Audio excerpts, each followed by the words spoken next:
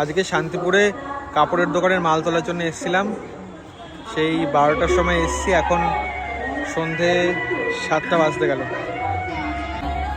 পুরো দুটো বস্তা ভর্তি, এই ব্যাগও আছে ওই ব্যাগও আছে। মাও এসছে, বোনও এসছে, বোনের বড় আছে। এবার আমরা যাব হচ্ছে রাসের ঠাকুর দেখতে, চলো।